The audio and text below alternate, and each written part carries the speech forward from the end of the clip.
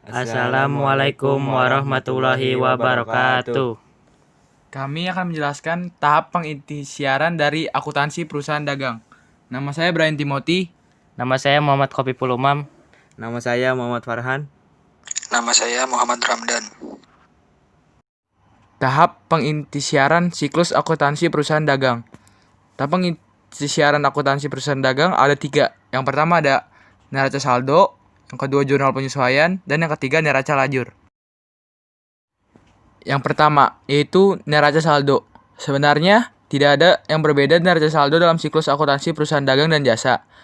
Yaitu intinya sama saja, yaitu memosting akun-akun dari buku besar dan dipindahkan ke dalam neraca saldo. Juga sama pada kedua perusahaan tersebut. Jadi intinya, neraca saldo adalah daftar akun yang memuat saldo dari akun-akun buku besar dan dipindahkan ke dalam neraca saldo. Nah, ini merupakan neraca saldo. Nomor akun dan nama akun dikutip dari buku besar dan sesuai dengan urutannya.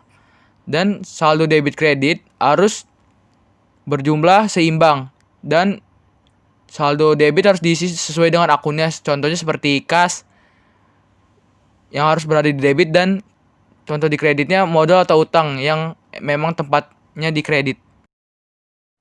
Nah, ini merupakan contoh dari neraca saldo. Cara untuk mengisi neraca saldo adalah tinggal memindahkan akun-akun dari buku besar dan dipindahkan ke dalam neraca saldo seperti yang ada di gambar dan harus sesuai dengan urutan. Dan tujuan penyusunan neraca saldo adalah untuk meng-cross-check pencatatan transaksi dari jurnal sebelumnya apakah sudah benar atau belum. Jurnal penyesuaian. Jurnal penyesuaian adalah suatu proses penyesuaian tentang catatan atau fakta yang sebenarnya pada akhir periode akuntansi. Jurnal ini digunakan untuk mencatat transaksi yang perlu disesuaikan pada akhir periode akuntansi, sehingga keadaan catatan menunjukkan yang sebenarnya. Contoh jurnal penyesuaian. Contoh kasus 1. Perusahaan telah menyelesaikan pekerjaan yang berjumlah sebesar Rp550.000. Jumlah ini belum termasuk yang terdapat pada neraca saldo sebesar Rp15.600.000. Nah, maka di sini kita catat sebagai penambahan piutang pendapatan dan pendapatan jasa. Totalnya adalah Rp16.150.000. Lalu kita buat tabel jurnal penyesuaiannya. Nah, di sini kolom 1 kita isi dengan tanggal 2017 bulan Desember. Lalu kolom 2 isi keterangan, yaitu piutang pendapatan dan pendapatan jasa. Di piutang pendapatan kita isi di kolom debit sebesar Rp550.000 dan pendapatan jasa kita isi di kolom kredit sebesar Rp550.000. Kenapa piutang pendapatan kita isi di debit sebesar Rp550.000? Karena di sini belum dicatat di neraca saldo sebesar Rp550.000, maka kita betulkan di sini atau kita sesuaikan di sini piutang pendapatannya sebesar Rp550.000 di debit dan pendapatan jasanya Rp550.000 di kredit. Contoh jurnal penyesuaian. Kasus 2. Saldo akun perlengkapan di neraca saldo sebesar Rp4.400.000. Pada akhir periode, informasi menunjukkan perlengkapan yang masih tersisa sebesar Rp2.700.000. Artinya, perusahaan telah melakukan pemakaian perlengkapan sebesar Rp4.400.000 dikurang Rp2.700.000, maka hasilnya adalah Rp1.700.000. Jadi di sini dicatat sebagai penambahan beban perlengkapan dan pengurangan perlengkapan sebesar Rp1.700.000. Lalu kita buat di sini tabel jurnal penyesuaiannya. Tanggal 2017 bulan Desember. Keterangan kita isi beban perlengkapan di debit Rp1.700.000 dan perlengkapan di kredit Rp1.700.000. Kenapa bisa seperti itu? Karena perusahaan telah melakukan pemakaian perlengkapan sebesar Rp4.400.000 dikurang sisa pemakaian perlengkapan sebesar Rp2.700.000. Maka hasilnya adalah perlengkapan yang sudah dipakai adalah Rp1.700.000. Jadi kita catat di sini sebagai penambahan beban perlengkapan dan pengurangan perlengkapan sebesar Rp1.700.000. Neraca lajur. Pengertian neraca lajur adalah suatu lembaran kertas berlajur atau berkolom yang digunakan dalam kegiatan akuntansi secara manual. Adapun kegunaan dari neraca lajur adalah untuk mempermudah penyusunan laporan keuangan. Nah, di sini kita akan mengisi yaitu neraca lajur. Pertama, untuk mengisi neraca lajur itu kita membuat neraca saldo dulu. Nah, neraca saldo ini angka-angkanya kita udah ambil dari yang sebelumnya, kita tinggal masukin aja. Lalu habis membuat neraca saldo, kita membuat ayat jurnal penyesuaian juga. Datanya yang kita ambil ini dari data yang sebelumnya, kita tinggal masukin.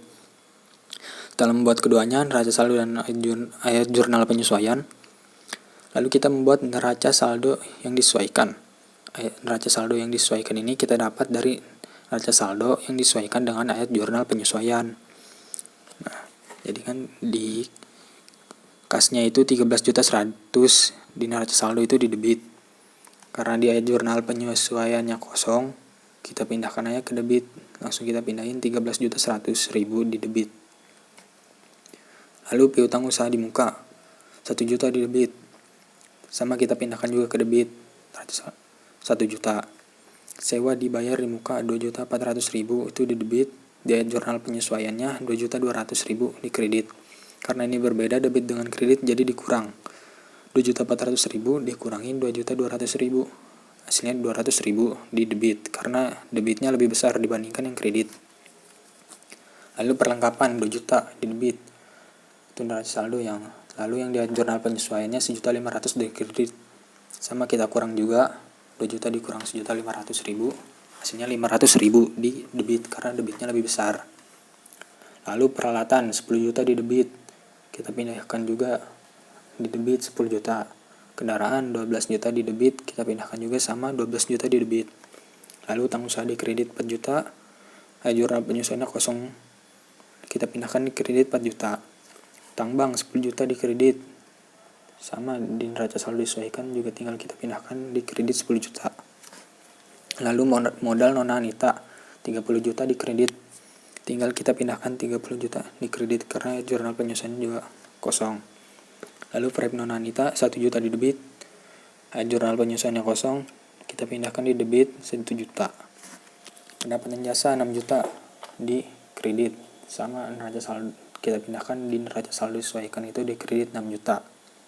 Lalu beban gajinya 4 juta di debit di neraca saldo, lalu di ayat jurnal penyesuaiannya ada 1 juta di debit. Karena sama-sama debit, kita jumlah 4 juta ditambah 1 juta, hasilnya 5 juta di debit. Beban listrik dan telepon 3 juta di debit, tinggal kita pindahin aja ke debit 3 juta karena di AJP-nya kosong. Lalu beban iklan 1.500.000 di debit, di AJP-nya juga ada 500.000 di debit, jadi kita jumlah sama-sama di debit 1.500.000 ditambah 500.000, hasilnya 2 juta di debit karena akunnya debit berdua nih. Beban perlengkapan 1.500.000 di debit, di neraca saldonya kosong, tinggal kita pindahkan aja 1.500.000 di debit. Beban sewa 2.200.000 di debit, neraca saldonya kosong 2.200.000, tinggal kita pindahkan aja di debit. Beban penyusunan kendaraan di neraca saldonya kosong 600.000, di jurnal penyesuaian di debit, kita pindahkan di neraca saldo disesuaikan di debit 600.000. Beban penyusunan peralatan di neraca saldonya kosong, di AJP-nya 1 juta di debit, kita pindahkan 1 juta di debit di neraca saldo disesuaikan. Akumulasi penyusutan kendaraan, di AJP-nya itu 600.000 di kredit, di neraca saldonya kosong, tinggal kita pindahkan aja 600.000 di kredit. di neraca saldo disesuaikan. Lalu akumulasi penyusutan peralatan. Di neraca saldonya kosong, di AJP-nya 1 juta itu dikredit. Ya, kita tinggal pindahkan lagi, dikredit 1 juta, di neraca saldo disesuaikan. Utang beban, di neraca saldo kosong, di AJP-nya 1.500.000. Ya, tinggal kita pindahkan aja ke kredit. Di AJP-nya juga dikredit 1.500.000. Habis itu di neraca saldo disesuaikan itu dijumlah semua dari debit sampai ke bawahnya, yaitu dari 13.100.000 tambah 1 juta sampai dengan 1 juta di beban penyusutan peralatan itu. Jadi hasilnya 53.100.000. Di akun kreditnya juga sama, 4 juta tambah 10 juta sampai dengan 1.500.000. Ini harus balance dengan yang di debit 53.100.000 sama balance. Nah, lalu di kolom baru gini, datanya ini kita ambil dari akun nominal. Ya, berarti akun nominal itu di perusahaan jasa itu terdiri dari pendapatan dan beban. Jadi hanya ada akun pendapatan dan beban saja yang dimasukin ke kolom baru gini. Cirinya akun pendapatan itu di angka pertamanya angka 4, lalu di akun beban itu angka pertamanya angka 5. Nah, laba rugi kita ambil dari pendapatannya di angka 4 kan, ini pendapatan jasa 6 juta di kredit. Kita ambil datanya ini dari neraca saldo yang disesuaikan, kita masukkan angkanya. Nah, ini pendapatan jasa 6 juta di kredit, tinggal kita pindahkan aja sama 6 juta di kredit juga di kolom laba rugi. Lalu beban gaji 5 juta di debit, sama kita tinggal masukin 5 juta di debit. Beban listrik, air, dan telepon 3 juta di debit, kita masukin juga sama di debit 3 juta. Lalu 2 juta di debit beban iklan, sama kita masukin juga di debit 2 juta. Lalu beban perlengkapan 1.500.000, kita masukkan juga 1.500.000 di debit. Lalu beban sewa 2.200.000 di debit, sama kita masukkan juga 2.200.000 di debit. Lalu beban penyusutan kendaraan 600.000 di debit, tinggal kita pindahkan juga 600.000 di debit. Lalu beban penyusutan peralatan 1 juta di debit, sama di laba rugi juga di debit 1 juta. Setelah itu kita jumlahkan dari akun debit dari 5 juta tambah 3 juta sampai dengan 1 juta. Hasilnya itu 15.300.000. Lalu pendapatannya hanya di kolom kredit ini hanya satu doang, 6 juta. Ya, tinggal kita taruh aja karena di sini debitnya lebih besar dibandingkan kredit, berarti perusahaan ini mengalami kerugian.